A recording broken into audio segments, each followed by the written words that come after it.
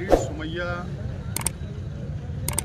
मालेगांव शहर को टारगेट करने का काम आज से नहीं कई महीनों से कर रहे हैं और मालेगांव शहर को बदनाम करने का काम कर रहे हैं और खुसूसी तौर पर एक समाज को, एक कौम को बदनाम करने का काम कर रहे हैं और रोहिंग्या और बांग्लादेशी मुसलमान मालेगांव शहर के अंदर रहते हैं और बनावटी डुप्लीकेट पेपर तैयार करके यहाँ रहते हैं, इस तरीके का इल्ज़ाम वो हमेशा लगाते आए हैं।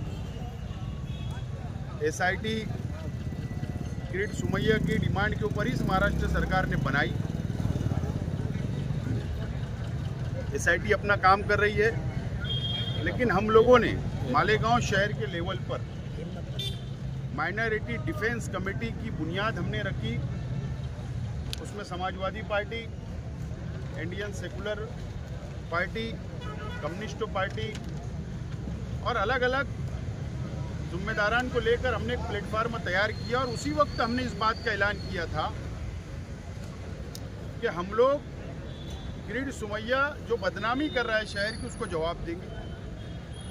हम रास्ते के ऊपर भी तहरीक चलाएंगे जो संविधान ने हमको हक दिया है और हमने जो प्रेस कॉन्फ्रेंस पहले ली थी उसमें भी हम लोगों ने साफ तौर पर इस बात का ऐलान किया था कि एडवोकेट अजीम खान, एडवोकेट आरिफ शेख, एडवोकेट तौसीफ और बहुत सारे हमारे एडवोकेट जो है उनका हम एक पैनल तैयार करके कानूनी लड़ाई भी हम लोग लड़ेंगे।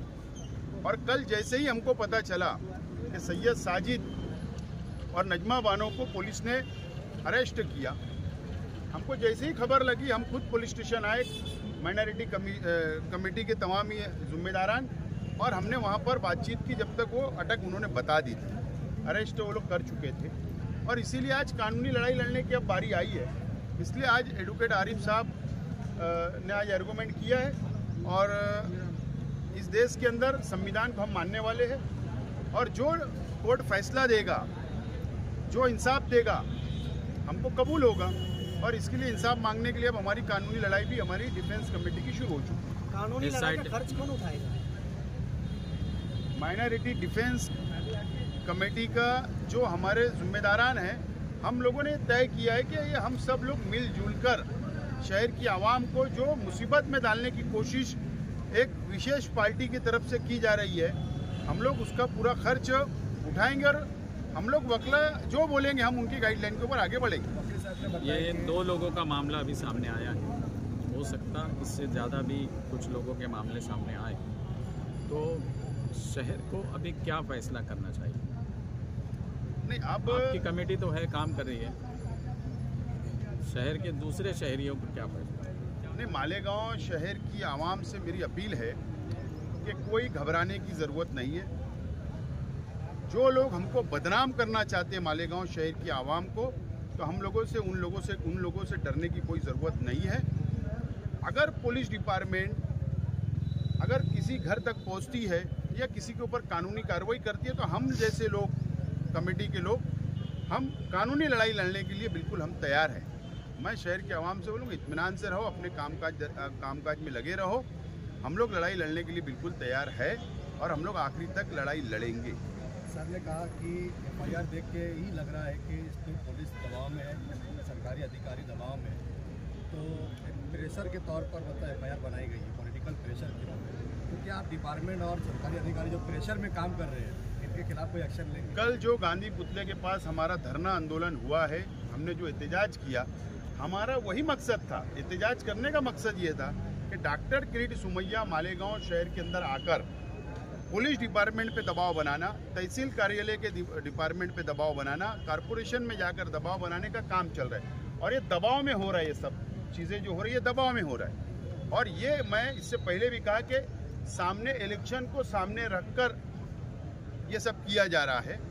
बहरहाल हमारी जितनी हैसियत है, जितनी भी हमारी ताकत है सियासी तौर पर, पब्लिक की दुआओं से, पब्लिक के सपोर्ट से, हम हमारी ताकत की बुनियाद पर हम लोग कानूनी तौर पर भी और जमहूरी तौर पर भी हम लोग उससे लड़ने का काम कर रहे हैं। अब जिन लोगों के पास बड़ी बड़ी ताकतें होगी, अब वो लोग क्या कर रहे हैं हमें उससे कोई लेना देना नहीं। मौजूदा एमएलए की खामोशी को लेकर क्या कहेंगे आप? शहर पर एक खतरा ही है। ऐसा है कि ये शहर की आवाम ने अब सवाल करना चाहिए। हम लोग जब सवाल करेंगे तो फिर उसके अंदर सियासत हावी हो जाएंगी।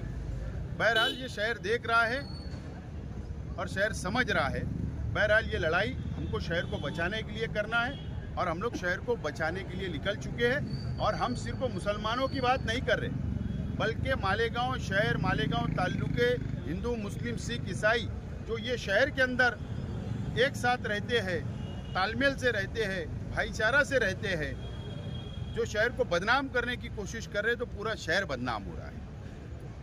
यही मुझे आज माइनॉरिटी डिफेंस कमेटी एक शिष्टमंडल के तौर पर मुख्यमंत्री, उप मुख्यमंत्री से मुलाकात करने के लिए जाएंगे, उनकी शिकायत देंगे क्या? इस तरीके का मतलब मालेगांव का दुर्व्यवहार किया जा रहा है। प्रेस कॉन्फ्रेंस में भी हमने ये बात कहा कि हम लोग पहले यहाँ पर मेमोरेंडम देंगे। हमने मेमोरेंडम दिया।